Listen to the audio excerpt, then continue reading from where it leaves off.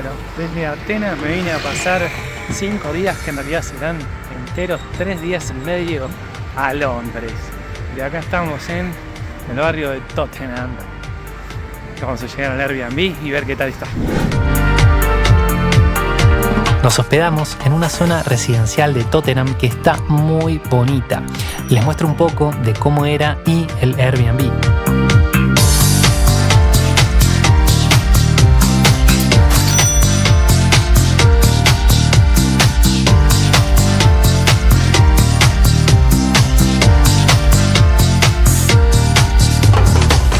La verdad es que entre los viajes de trenes y avión a aeropuertos no hubo mucho tiempo, por lo tanto yo fui a ver a mi querido amigo el gato, que vive en Londres desde hace muchos años, y María a su familia.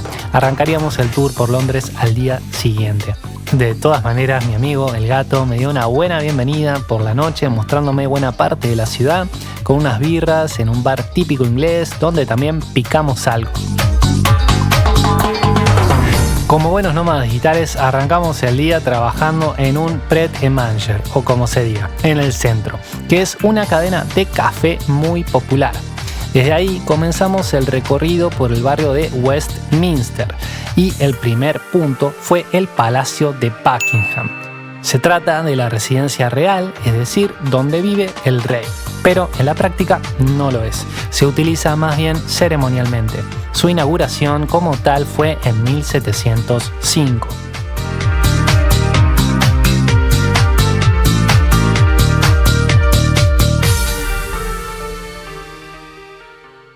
Siguiente punto del recorrido, la Catedral de Westminster. Es la mayor iglesia católica de Inglaterra y Gales, de estilo bizantino y fundada en 1895, de entrada gratuita.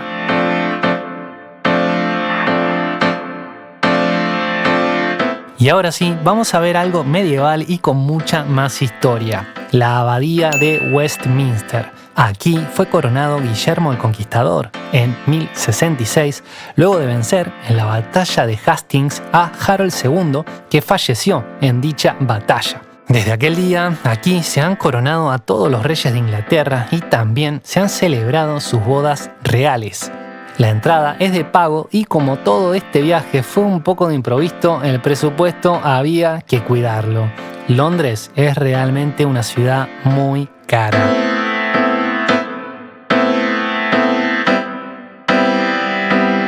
El lugar donde se ubica el Palacio de Westminster era conocido en la época medieval como Tourney Island y se cree que fue la residencia real de Canuto el Grande.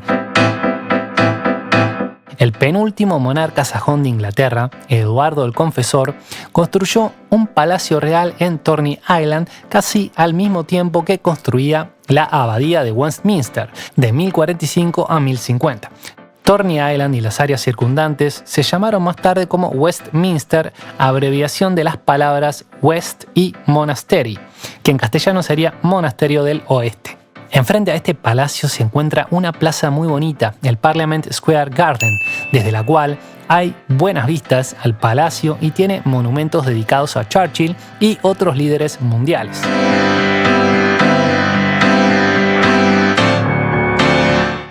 Parte de todo este complejo que abarca el Palacio de Westminster es la torre del Big Ben, que en realidad se llama Torre Isabel o Clock Tower, siendo el Big Ben una de las campanas que contiene esta torre, la más grande. Además, está la otra torre llamada Torre Victoria. Las mejores vistas, sin dudas, son las que se consiguen desde el puente de Westminster y se puede ver este maravilloso palacio con el Clock Tower, una perfecta postal de Londres. Cruzando el río Támesis con este puente y caminando luego hacia tu izquierda vas a ver el famosísimo Eye of London, el Ojo de Londres. Y ahí nos detuvimos para probar nuestro primer fish and chips de la ciudad, la comida típica de Londres, pescado frito con papas fritas.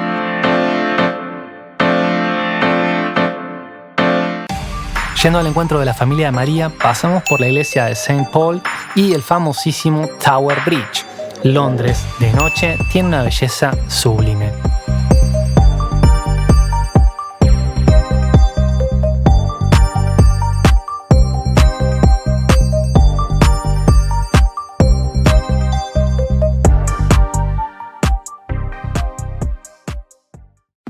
Mientras María se encontraba con una amiga, yo decidí hacer lo que todo turista hace, un free walking tour. Comenzamos en Piccadilly Circus, una famosa plaza de Londres realmente muy cool. Y desde ahí fuimos al Palacio de St. James, el que se usaba a principios de la Edad Moderna para la residencia de los reyes. Más bien desde Enrique VIII, allá por el 1536 hasta 1705. Las particularidades de este monarca y sus desafortunadas esposas serán tarea del guía turístico que te las contará con gran detalle. Luego cruzamos el Parque de St. James, que por cierto la ciudad tiene varios parques muy verdes que son una belleza, y en este por ejemplo destacan las ardillas. Desde allí nos adentramos a la calle Whitehall, que hace reverencia a los héroes de la Segunda Guerra Mundial con varios monumentos.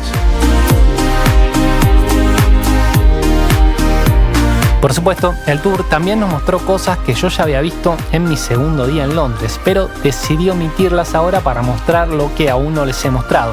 Y eso nos lleva al final del tour, que es en la Trafalgar Square. En el medio de esta plaza se ve la altísima columna del vicealmirante Horatio Nelson. Conmemora la victoria frente a las tropas franco-españolas de Napoleón en la batalla del Cabo Trafalgar en 1805, situado en la provincia de Cádiz, en España. Nelson falleció en esa batalla.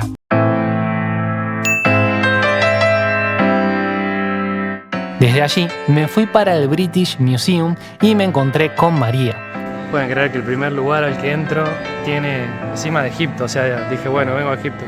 Y justo está la escultura de Alejandro, y acá dice que también se la hicieron como faraón de Egipto. Y no parece el mismo, pero lo era.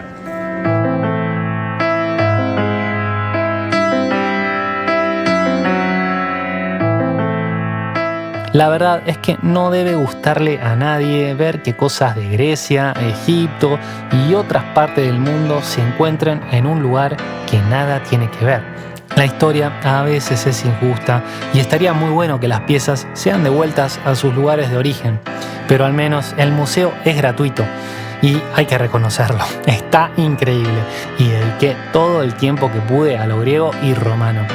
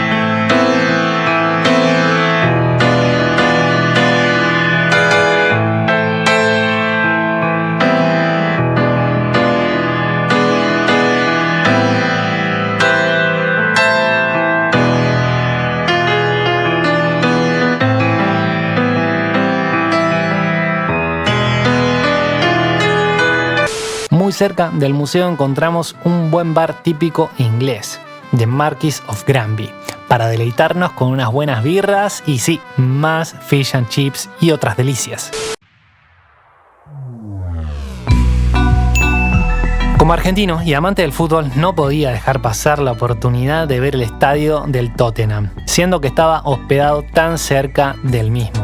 Está espectacular. Y ya saciada la sed de fútbol, nos subimos al tren para disfrutar de nuestro último día completo en la ciudad. La idea fue la misma, seguir paseando y viendo los magníficos lugares desde afuera, pues #low cost Londres carísimo. Quería dedicarle un buen tiempo al Tower of London, pues únicamente la había visto de noche y ahora quería verlo bien de día. Se trata de un castillo construido a finales de 1066 en la conquista normanda de Inglaterra. La Torre Blanca que da nombre al castillo fue construida por Guillermo el Conquistador en 1078.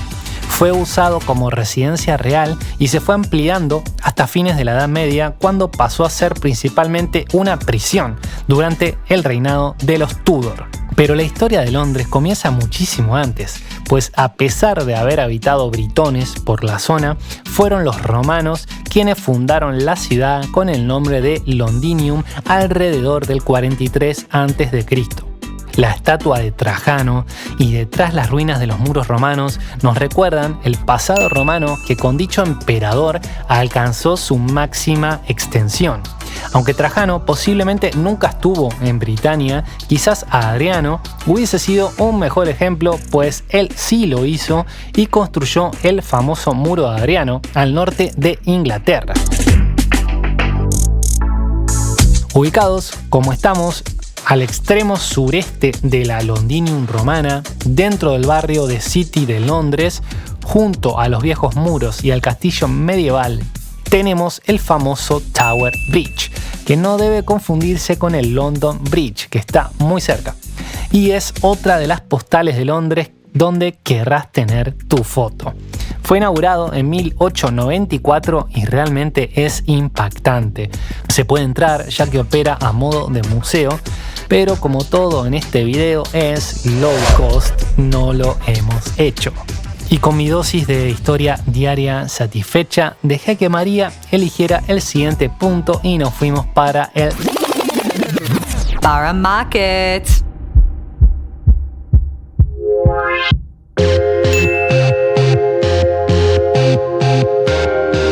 Es uno de los mercados de alimentos más antiguos y famosos de la ciudad, situado muy cerca del London Bridge y el río Támesis, con una gran variedad de puestos de comidas y bebidas, como quesos artesanales, pan recién horneado y productos frescos de temporada.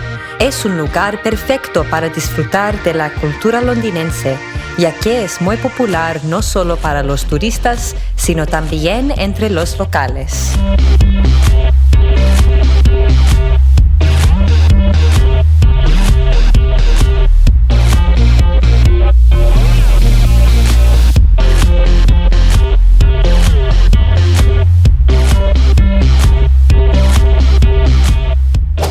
Caminando por la zona nos encontramos con el lugar donde estuvo construido el teatro de Shakespeare, The Globe Theatre o The Globe Theatre. Desde ahí intentamos ir a ver el Palacio de Kensington, pero para cuando llegamos ya era de noche y no se veía absolutamente nada. Por lo tanto, ya para cerrar nuestra visita a Londres, coronamos en otro bar con birras y fish and chips en The Prince Albert. British. Okay, what is this? We have here battered fish and chips, cauliflower wings, Okay, and halloumi fries. okay. With beer, for sure. Yeah.